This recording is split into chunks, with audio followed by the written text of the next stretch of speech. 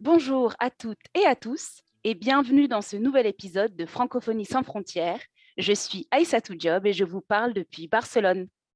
Et moi, je suis Mélissa Serrano depuis Paris.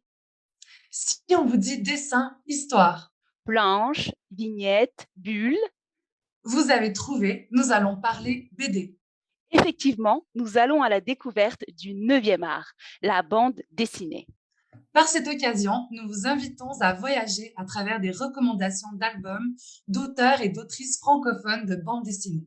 Nous vous emmènerons en Côte d'Ivoire, en Syrie, au Québec. En Iran, en France et en Suisse. C'est parti!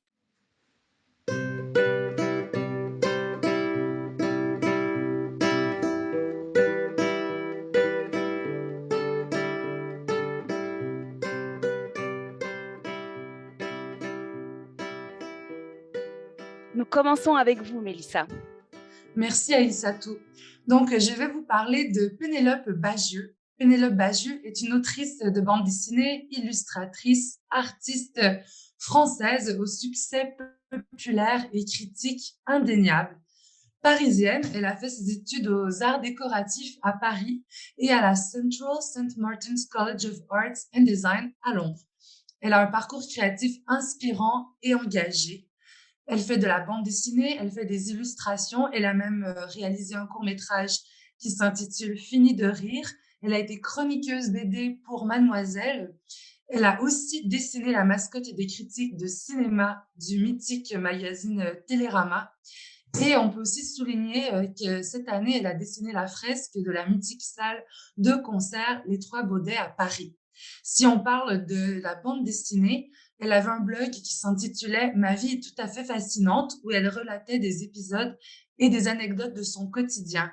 Ce blog est devenu une bande dessinée en 2008. On peut aussi parler de sa série Joséphine, qui a été publiée entre 2008 et 2010, et Culotté, qui est peut-être son plus grand succès. Donc, Culotté, qu'est-ce que c'est? C'est en 2 tomes des portraits de femmes qui ont connu un destin remarquable grâce à leur force, à leur intelligence, à leur talent, à leur volonté ou encore à leur courage. Donc effectivement, cette œuvre a connu un très grand succès. Absolument, Aïssatou, cette œuvre a reçu le prestigieux prix Eisner en 2019 dans la catégorie édition américaine d'une œuvre internationale. Donc, c'est un succès qui n'est pas uniquement qui n'a pas eu lieu uniquement dans les pays francophones, mais à travers la planète.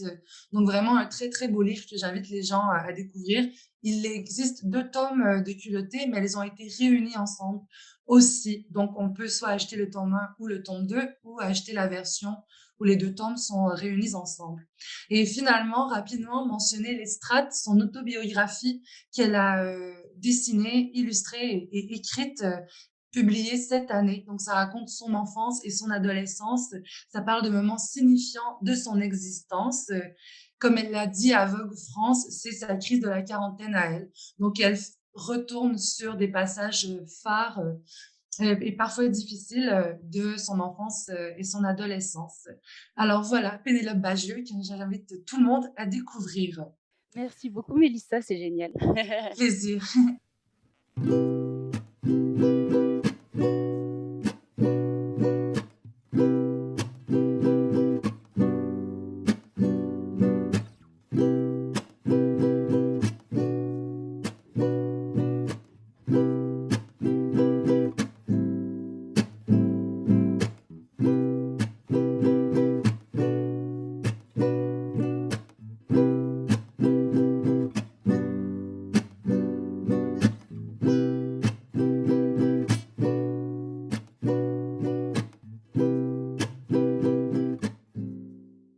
Et maintenant, Issatou, c'est vous qui allez nous parler d'une bande dessinée et d'une autrice que vous appréciez. On va aller du côté de la Côte d'Ivoire. Exactement.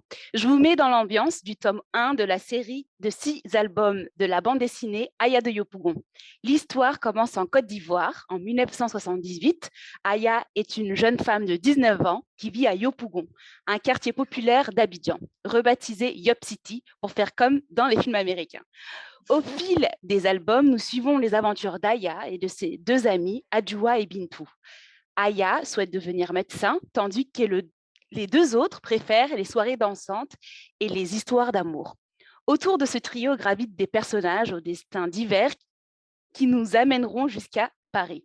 Les rumeurs disent qu'un septième album serait en maquettisation pour une sortie en septembre 2022. Une très bonne nouvelle pour les nombreux fans de cette bande dessinée. Effectivement, une excellente nouvelle.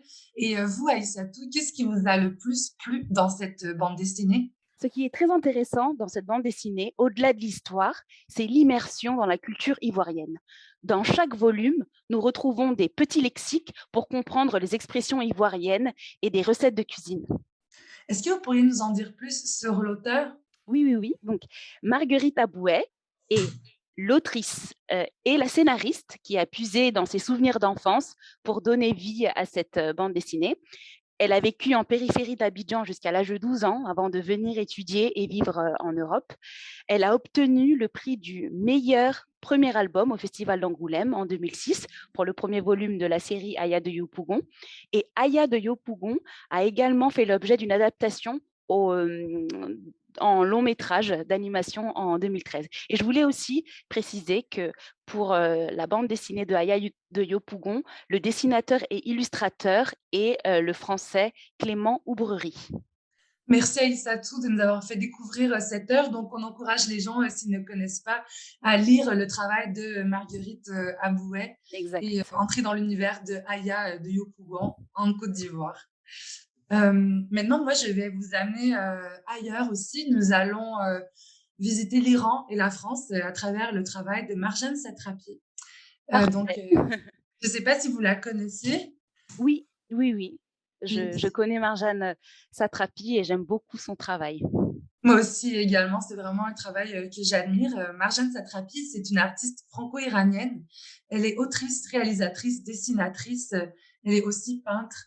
Née en Iran, elle est enfant lors de la révolution islamique. Elle a quitté son pays et le contexte difficile dans lequel il était et elle était par le fait même, alors qu'il était jeune adulte. Et c'est à ce moment, donc au tout début de la vie, de sa vie de jeune femme, qu'elle est arrivée en France. Marjane Satrapi s'est fait connaître grâce à Persépolis, une bande dessinée autobiographique en 4 tomes publiés entre 2000 et 2003. Le texte et les dessins en noir et blanc emportent les lecteurs dans l'univers de son autrice, son enfance, la vie en Iran, sa famille, la révolution, l'exil, la France, le début de la vie adulte, l'amour et la solitude notamment, tous ces thèmes qui constituent Persépolis. Donc on a vraiment l'intime et le politique qui sont présents, qui se répondent et qui s'entremêlent au sein de cette belle œuvre. Donc, si je ne me trompe pas, la bande dessinée a aussi été une adaptation au cinéma, non? Tout à fait, Aïssatou, vous ne vous trompez pas, Persépolis a été adapté à l'écran en 2007, un long métrage d'animation co-réalisé par Marjane Satrapi et aussi par Vincent Paronneau. Le film a d'ailleurs reçu le prix du jury lors du Festival de Cannes, donc ce n'est pas rien. La mère et la fille à la ville, Catherine Deneuve et Chiara Mastroianni, interprètent, donnent voix aux personnages principaux du film. Et il y a aussi Daniel Darieux qui interprète l'un des rôles. Donc c'est vraiment une œuvre extraordinaire. J'ai adoré le dessin animé. Et d'ailleurs, après Persépolis, Marjane Satrapi, elle va créer 2 autres bandes dessinées, Broderie et Poulet aux prunes. Et ce dernier album sera primé au Festival international de la bande dessinée d'Angoulême dans la catégorie meilleur album. Depuis 2004, Marjane Satrapi se consacre à la réalisation de films et à la peinture. Elle a délaissé la bande dessinée pour l'instant, peut-être y reviendra-t-elle, nous ne le savons pas. Et outre les adaptations de ses propres œuvres, donc de Persépolis et Poulet aux prunes, toujours d'ailleurs avec Vincent Paronneau, elle a aussi réalisé d'autres longs métrages de fiction, comme par exemple Radioactive. Donc voilà, c'était le portrait de cette grande artiste franco-iranienne, Marjane Satrapi. Et quel artiste! Et quel artiste!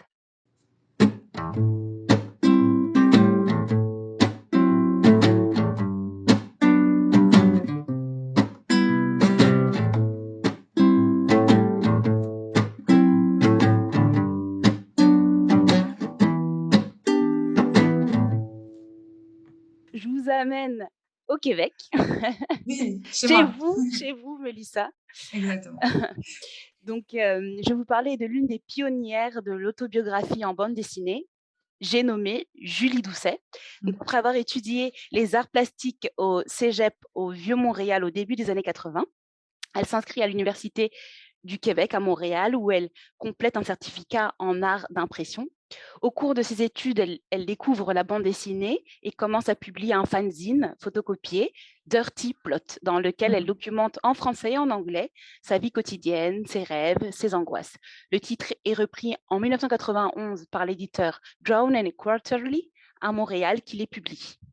Et est-ce que vous pourriez nous en dire un peu plus sur l'actualité de l'autrice? Oui, donc en mars dernier, Julie Doucet a reçu le Grand Prix du Festival d'Angoulême pour son œuvre et son empreinte dans le monde de la bande dessinée.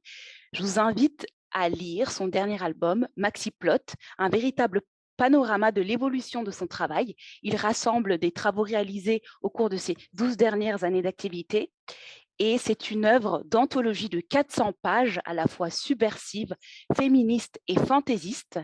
Elle évoque crûment et avec humour la vie du corps, les stéréotypes de genre, ses expériences de jeune femme, sans oublier sa vie onirique qu'elle relate abondamment. Ça a l'air fascinant. Moi, je vous avoue, je ne connaissais pas cette autrice et maintenant, grâce à vous, je vais m'intéresser à son travail. Donc, merci beaucoup. Et je tiens à souligner aussi pour les gens qui s'intéressent à la bande dessinée québécoise ou à la bande dessinée de qualité en général, peu importe le pays. J'ai lu récemment une bande dessinée qui s'appelle Adieu triste amour, écrite par une Française vivant au Québec qui s'appelle Myriam Mal, où elle parle des relations amoureuses de situations aussi qui peuvent être plus difficiles. Et il y a une beauté, une légèreté malgré la thématique qui peut être parfois lourde. Et j'invite les femmes et les hommes à lire ce livre et vous aussi, Aïssatou. C'est noté. Et je vais terminer, moi, mes coups de cœur avec un auteur suisse Mhm. qui a connu un grand succès. C'est un des pontes, peut-être, pourrait-on dire, de la bande dessinée désormais. Il s'agit de Zep. Donc, Oui, vous le connaissez, oui, vous êtes fan, je crois, hein. oui, oui, oui, oui. Fan incontesté. Alors, auteur de bande dessinée, musicien et illustrateur suisse, Philippe Chapuis, dit Zep, est connu des jeunes et moins jeunes pour son prolifique travail et notamment pour sa bande dessinée Titeuf. Donc, Titeuf relate la vie d'un jeune garçon âgé de 8 ans et puis ensuite âgé de 10 ans. Il y a ses réflexions sur la vie, l'école, l'amour, les adultes, ses amis. Entre le premier album de Titeuf en 1992 et le dernier album en 2021, il y a 17 albums de Waouh. Titeuf, sans compter les hors-séries. Donc, c'est quand même considérable. Il faut dire que le succès de Titeuf, outre son succès critique, son succès commercial est phénoménal. On parle de millions d'albums vendus, d'un nombre incroyable de traductions dans plus de 20 langues à travers le monde. Donc vraiment une vraie réussite qui a marqué les esprits culturellement. C'est un personnage très important de Titeuf. Je crois que vous, Aïssatou, par exemple, enfant et Oui, jeune, vous avez lu ses textes, oui, n'est-ce pas? une grande fan des albums Titeuf. Et donc, à part Titeuf, Zep est-il connu pour d'autres ouvrages? Oui, alors c'est sûr que Titeuf, c'est vraiment son œuvre phare, centrale, celle pour laquelle il est le plus connu, mais il a d'autres projets. Il a écrit de nombreuses bandes dessinées, que ce soit la série des Chronokids, que ce soit des albums qui ne font pas partie de séries, mais qui se lisent donc individuellement comme Les Filles électriques ou tout récemment son œuvre intitulée Ce que nous sommes, un roman graphique d'anticipation. Donc vraiment très loin de ce qu'il fait avec Titeuf, mais tout aussi intéressant. Donc c'est vraiment un artiste au visage multiple qui a beaucoup de choses à raconter et qui le fait très bien. Il est aussi illustrateur de pochettes d'albums. Il a fait ça parce que lui est d'ailleurs musicien. C'est un très grand amateur de musique. Donc vraiment quelqu'un avec plusieurs cordes à son arc. Et en terminant, je voulais juste souligner qu'il est aussi engagé, tout comme la plupart des artistes dont on a parlé aujourd'hui, hein. Et il a dénoncé la crise des migrants à travers un dessin de Titeuf très fort, très percutant. Et il a voulu ébranler justement les consciences et faire réaliser l'urgence du sujet et l'ampleur de la crise des migrants afin de soutenir tous ceux qui souffrent. Donc, un artiste qu'on admire aussi et qu'on aime, dont on aime la bande dessinée et l'engagement. Merci beaucoup, Mélissa.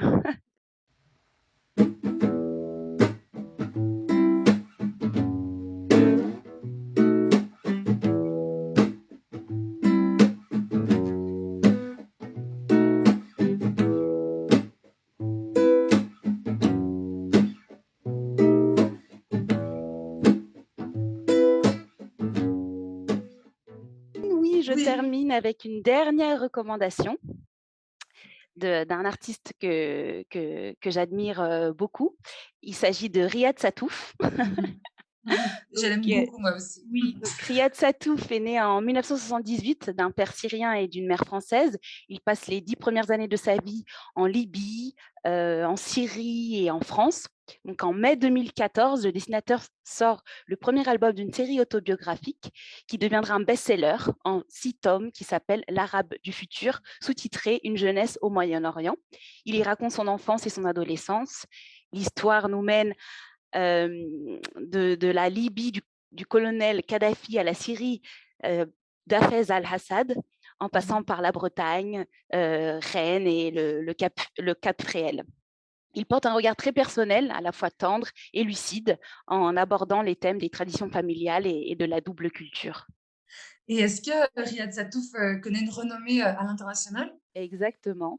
Il est lauréat de nombreux prix internationaux, Los Angeles Times Graphic Novel Prize, le Max and Moritz Prize, prix de l'excellence au Japan Media Art Festival. Et son œuvre est traduite en 22 langues. Et c'est Incroyable. l'un des rares auteurs à avoir remporté le Fauve d'or du meilleur album au Festival d'Angoulême à 2 reprises, en 2010 et en 2015. Et tout à fait mérité, hein, parce que c'est vraiment, on partage une passion toutes les 2 pour Riyad Sattouf, hein, qui est un grand auteur, Oui. grand dessinateur. Et moi, j'aimerais savoir quelle est sa dernière œuvre en date? Donc, fin 2021, Riyad Sattouf publie sa nouvelle série de bande dessinée qui s'appelle Le jeune acteur tome 1, aventure de Vincent Lacoste au cinéma. Donc, ce projet est né de la réalisation du premier film de Riyad Sattouf, Les Beaux Gosses, en 2008.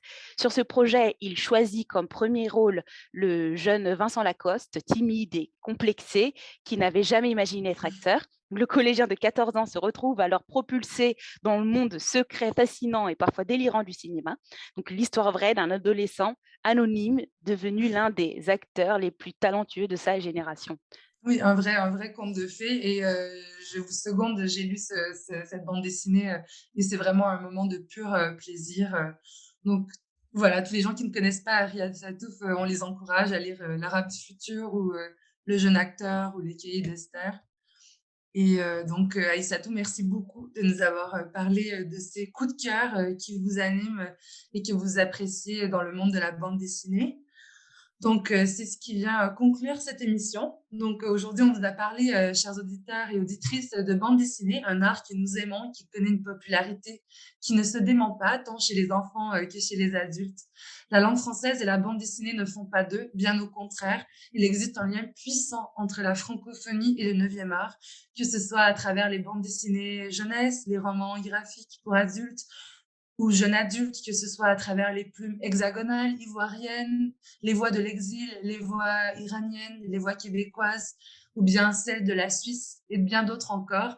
La bande dessinée francophone est énergique, foisonnante, multiple et pleine de promesses. Exactement. N'oublions pas que la bande dessinée a des liens avec le cinéma, la télévision ou encore le monde des jeux vidéo. C'est un objet de lecture et de découverte, un moment d'émerveillement vis-à-vis des dessins pour les grands et les petits, un moment de partage en famille et un super cadeau à offrir. N'hésitez pas à partager avec nous vos coups de cœur de bande dessinée. Nous arrivons à la fin de cet épisode. Nous espérons qu'il vous a autant plu que nous avons pris du plaisir à le préparer. Donc, merci beaucoup Aïssatou. Merci Mélissa. Donc, vous écoutez La Voix de la Diversité, spéciale bande dessinée. À l'animation, c'était Aïssatou Diop et Mélissa Serrano. À la réalisation, Sophie Amel Dufour. Musique originale, Florent Cheminal. Production, Francophonie sans frontières, 2022.